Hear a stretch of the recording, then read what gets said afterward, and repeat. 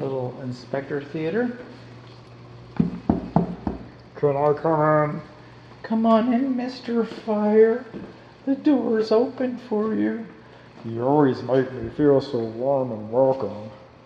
See, these doors between the garage and the living space, all right, are supposed to have self-closing springs on them. They weren't required when this home. No, they're supposed to have a self-closing spring on them.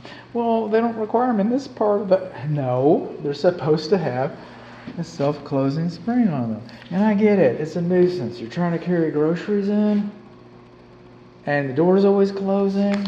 It can be a real pain in the wazoo. I get that.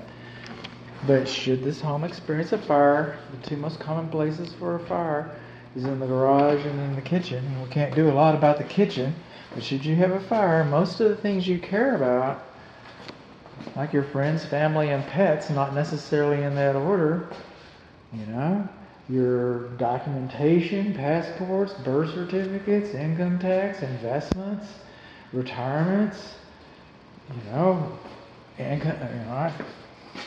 your art, your collectibles, maybe you got firearms, but most of the things you care about are on this side of the door.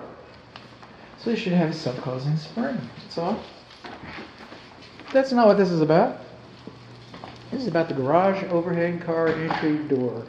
Garage car entry overhead metal panel door. Is that a mouthful? The control switch, it's high enough, it's illuminated. Nothing wrong with that. It's supposed to have a warning notice posted right here. It's kind of like a little picture of a kid getting squashed. So if you need to squash a kid, you got some instructions or whatever. Dad jokes. All right. So the switch is high enough, but we do not have a warning notice posted on it. All right. You'll notice that we do not have a manual door lock. That's a good thing. It's a good thing that we don't have a manual door lock because this is an automatic door. All right. And right here, remember that warning notice I was talking about? It's right there. This door does have a warning notice on it. It has a pull handle inside of the door. Warning notice and spring tension notice. So it has the right kind of notices and it has handles. And the door lock has been, it hasn't been disengaged. It hasn't been installed. That's a good thing. We're missing some of our insulated panels, but I'm not here to inspect for those. I guess it'd be nice if they were there. Maybe I'll put it in the report.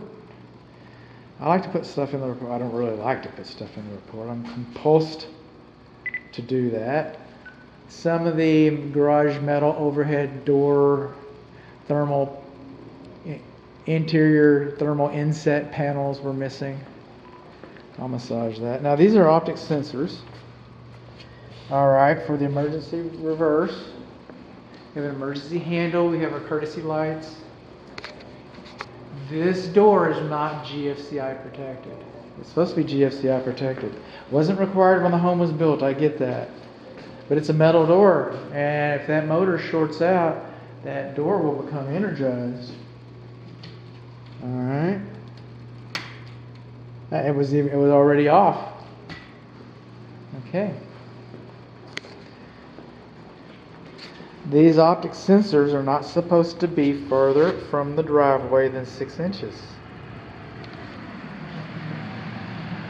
Because a kid could roll underneath there while the door is going down. I know these are horrible stories. I tell horrible stories. I get that. It almost sounds like I enjoy them. But no, you're not. I'm trying to drive home a point.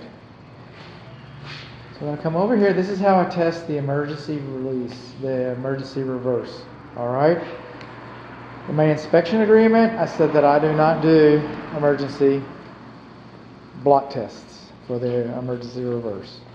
On my website, I said that I do not do block tests for the emergency reverse.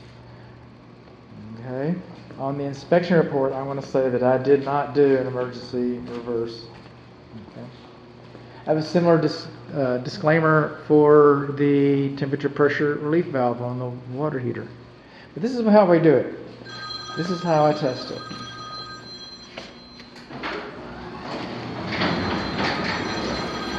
I take my big old flat zombie foot, and put it underneath there, and that's a safety reverse.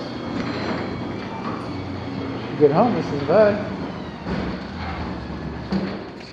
So what did we learn here today? We learned that the object sensor is too high.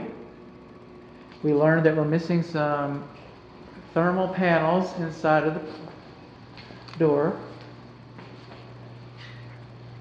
We learned that we do have an emergency reverse. We learned that we do not have GFCI.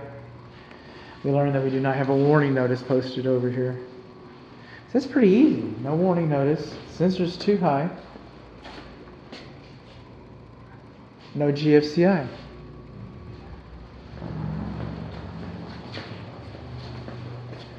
So what else have we got over here?